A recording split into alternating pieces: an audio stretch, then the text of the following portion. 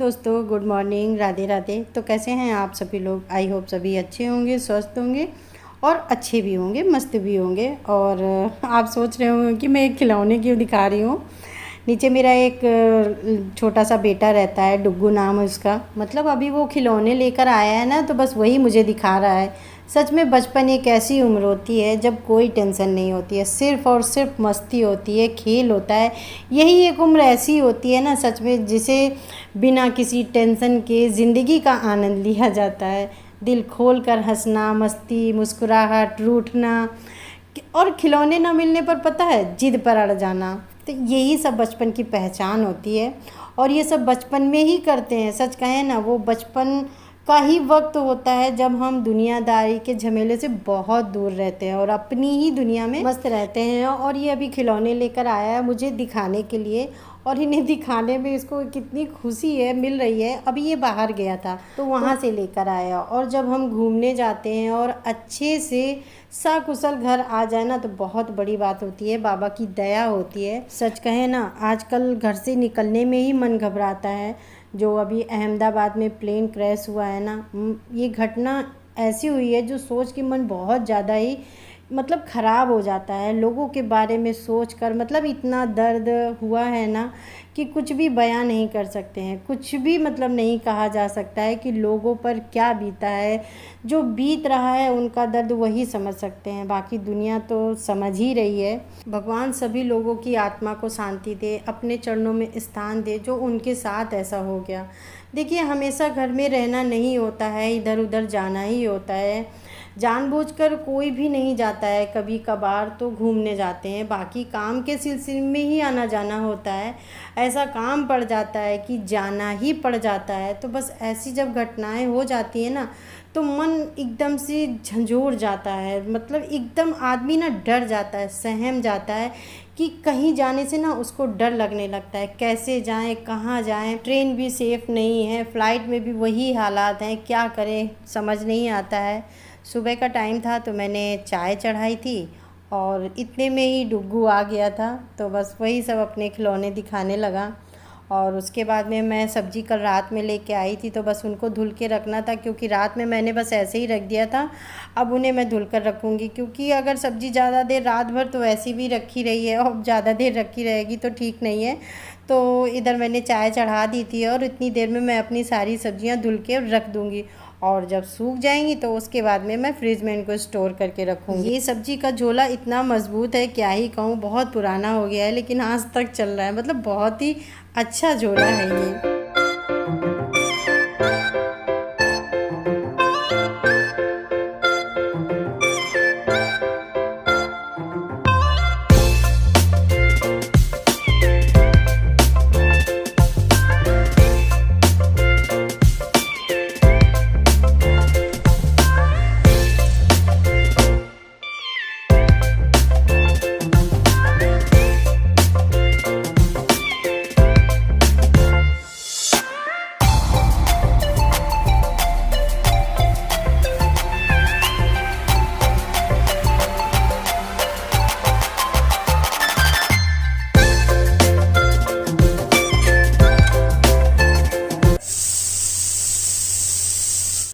ये सब्ज़ी मेरी एक लोग नीचे पर पहले रेंट पे रहने आई थी, उन्होंने मुझे बताई थी। और जब मैंने ये फ़र्स्ट टाइम सब्ज़ी बनाई थी, सच में इतनी अच्छी बनी थी।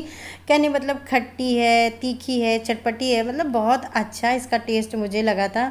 करौंदा काट लिया है, उसी में प्याज काट लिया है, हरा मिर्चा ये बड़ा वाला काट लिया है। ये ज़्यादा तीखा नहीं होता है, लेकिन अगर आप इसको तीखा बनाना चाहती हैं तो थोड़े से हरे मिर्चे भी डाल दीजिए। मैंने लास्ट में डाला था इसमें हरे मिर्चे। और प्याज इसमें मतलब करौंदे की वजह से इसमें प्याज ज़्यादा डाला जाता है, क्योंकि वो हल्का सा मीठापन में आता है प्याज। तो प्याज की क्वांटिटी थोड़ी सी ज़्यादा कर देनी चाहिए, जिससे कि मतलब बहुत तीखा ये नहीं लगेगा। लेकिन ये सब्ज़ी वास्तव में बहुत लाजवाब बनती है, मुझे तो बहुत पसंद आई। जब ये सीज़न आता है करौंदे का तो मैं अधिकतर इसको बनाती रहती हूँ।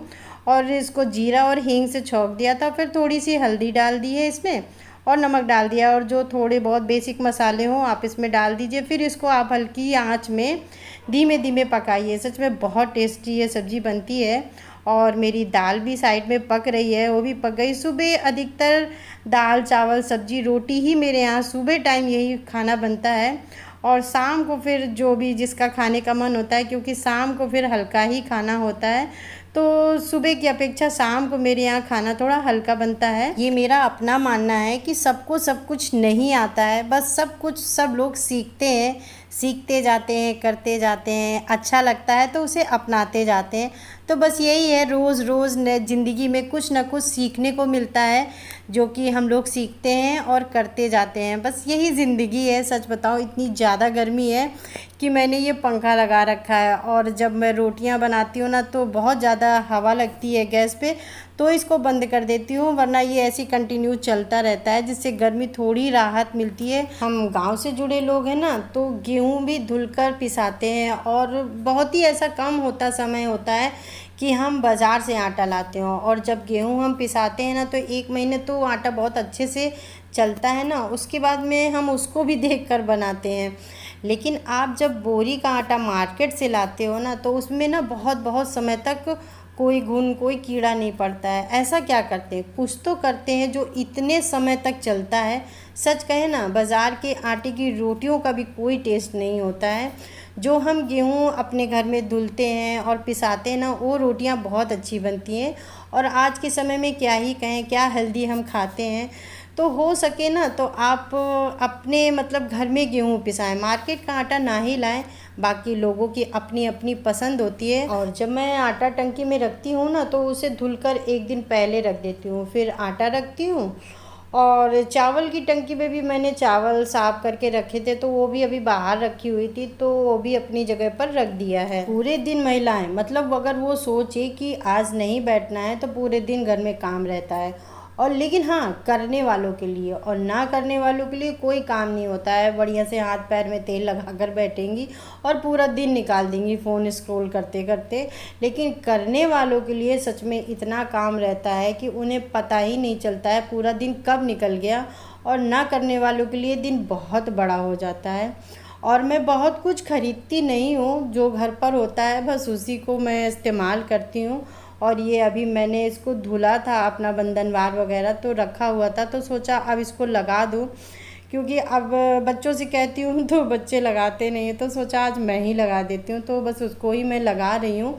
और अकेले काम नहीं होता है, तो बस वही है, जैसे जैसे होता जाता है वैसे मैं करती जाती हूँ। और जल्दी जल्दा सच बताऊँ, मैं बहुत सारी चीज़ें नहीं खरीदती हूँ, क्योंकि जितना ही आप चीज़ें खरीदोगे उतना ही आपको अरेंज करना पड़ता है, उसको अच्छे से देखभाल करना पड़ता है। इसलिए जो चीज़ें होती हैं ना, मैं उसी से काम चलाती हूँ, बहुत ज़्यादा पैसा वगैरह नहीं खर्च करती हूँ। सच्चाई आपको बता रही हूँ।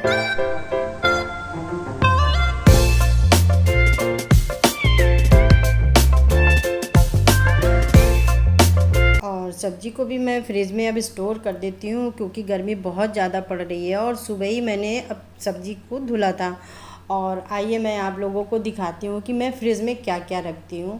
तो सबसे पहले ये सारे मसाले वगैरह रखती हूँ, और कोल्ड ड्रिंक वगैरह कोई ज़्यादा यूज़ नहीं करता है, लेकिन ये आ गई थी तो रखी हुई है। और पानी की बोतलें भी मैं बहुत ज़्यादा नहीं रखती हूँ। और ये हल्दी का डब्बा है, जो इसको मैंने इस तरह रखा है, क्योंकि फ्रिज में बहुत ज़्यादा स्टोरेज नहीं होती है, तो इसको जैसे व्यवस्था होती है वैसे रखनी पड़ती है। एक तरफ मैं हरी सब्जियाँ वगैरह रख देती हूँ, और दूसरी तरफ मेरे सारे मसाले होते हैं। इन मसालों के अलावा मेरे पास होता है जैसे कि भिंडी का मसाला होता है, करेले का मसाला होता है, इलायची पाउडर होता है, रोज़ वाटर होता है, ऐसे छोटे छोटे करके बहुत सामान होते हैं। और इमली मैं ज़रूर से रखती हूँ, क्योंकि मेरी फ्रिज में आपको इमली ज़रूर मिलेगी।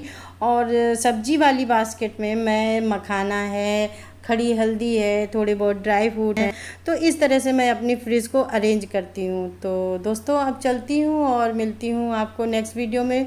तब तक के लिए आप अपना ख्याल रखिए। राधे राधे।